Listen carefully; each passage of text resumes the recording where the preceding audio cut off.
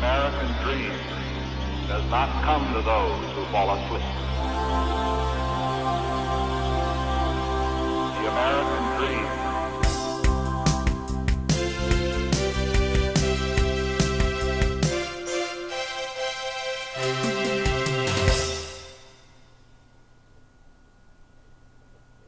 Hi, welcome back. Again, my name is Paul Gruber, and this is the Pronunciation Workshop's third training session.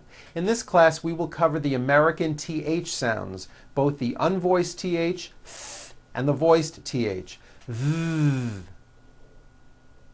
This is one of my favorite areas because when you correctly produce TH sounds, you will significantly improve the way you speak English. Later on in this video, we will also address voiced T sounds. Now, except for maybe a few languages, English is one of the only languages in the world that has a TH sound, where your tongue comes out between your teeth. Now, you may have a difficult time with the sound because this sound probably does not exist in your own native language. Therefore, you don't think to use this sound when you speak English. Most likely, you just substitute another sound, like a T or an S. So instead of saying a word like thumb, my thumb, which this is, and notice how my tongue is coming out, my thumb, you've been saying thumb, my thumb, or my thumb, and your tongue is not coming out. That is not correct. If you make mistakes like this in connected speech over and over again, there is a good chance people are not going to understand you. I have found that some people from different cultures of the world find the idea of sticking out their tongue when they speak to be rude and offensive, even if it is to produce a TH sound. I want you to understand that this is how Americans speak English, and it is something that you must become comfortable with if you wish to speak well. To produce TH sounds correctly, you need to first stick your tongue out between your teeth and bite down slightly. Then blow. This creates air friction. The sound comes from the air friction and should be pretty loud. Keep your tongue flat and maintain an even, steady flow of air. Now, I'm not just saying stick it out a little bit. I'm saying stick it way out, at least while you're practicing, to get used to the feeling. The TH sound comes from the air and the friction. You have got to hear it, and it should be somewhat loud. Like that. If you're like most people, you may need to work on this a little bit, but trust me, I know you can do it. Hundreds of my clients who have never produced a TH sound in their lives are speaking English clearly and beautifully because they've learned how to do this. It may help if you look in a mirror and watch your mouth and your tongue. See if you can maintain the airflow for 3 seconds.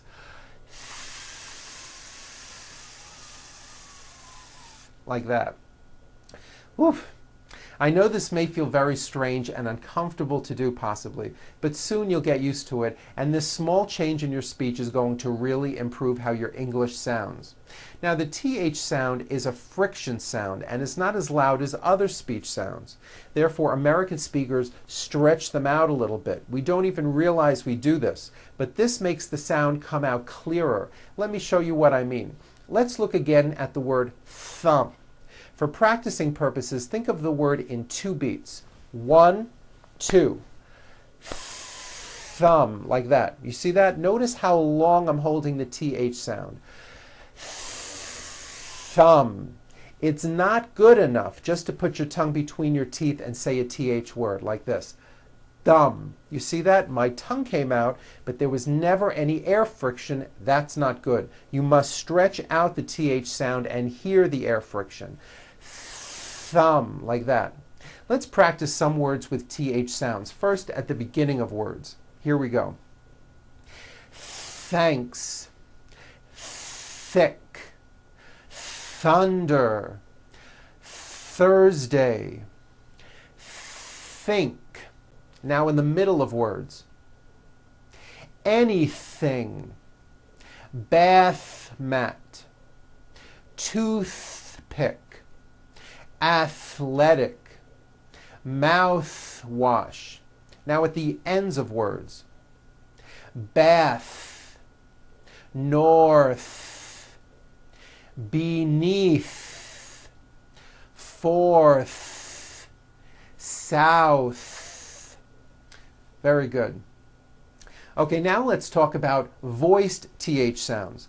To make a voiced TH sound, all you have to do is take the TH sound that I just showed you and just add voicing. That's the voiced TH. You should be able to feel a strong vibration in your throat and on your tongue. Let's go over some of these voiced TH sounds. This first set of words are some of the most commonly used words in English, and yes, they should all be voiced and all made with your tongue coming through your teeth. First, at the beginning of words. The, like the book. That house. They came over. Them, give them water. There it is. This is my nose. Those boys are good. These are my parents. You know, another good way to practice these words is by going around your room and naming everything you see, using a TH word. For example, the chair, that window, those books, this door, like that. Then go around and name your body parts and some clothing, like that shoe, this watch, these feet. Okay, that may be helpful. Let's look at these voiced TH sounds in the middle of words. Clothing. Notice how my tongue comes out in the middle of the word and the TH sound is pushed out. Clothing. Leather. Same thing. Stick out your tongue and make a strong vibration. Leather. Mother. Another. Weather. Northern. And now at the ends of words. Smooth. Believe it or not, the TH sound in smooth is voiced. Most foreign speakers say this word incorrectly. They say smooth with an unvoiced TH, but it's voiced. Smooth. Bathe. The word bath is a noun with an unvoiced TH. Bath. But when you change it into a verb, to bathe, the vowel changes to an A sound and the TH is voiced. Bathe, like in bathing suit. Breathe, same thing. Breath is a noun. Take a breath, unvoiced. But when you change it into a verb, the vowel changes and it becomes breathe. I am breathing with a voiced TH. Now let's do some practice phrases. These all have voiced and unvoiced TH sounds. Repeat after me. This and that. A tablecloth. Winter clothing. Athens, Greece. That's the one. Her skin is smooth. 30 days notice. A famous author. Here and there. False teeth. Thread the needle.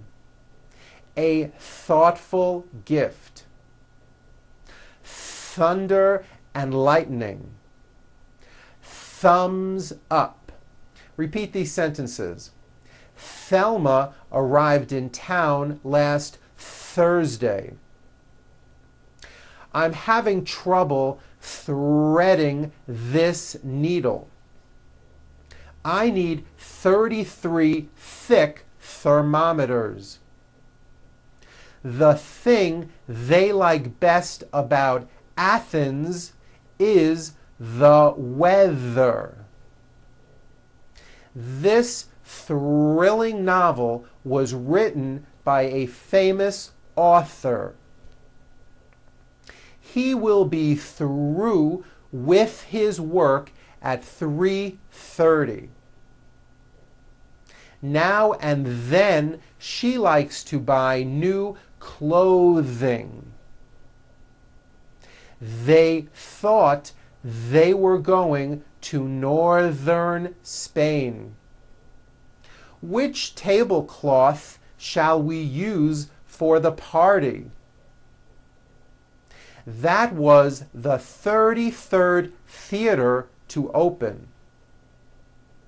Now, I'd like to talk about THR blends, which is a combination of a TH sound and an R sound, like in the word thrill or throw.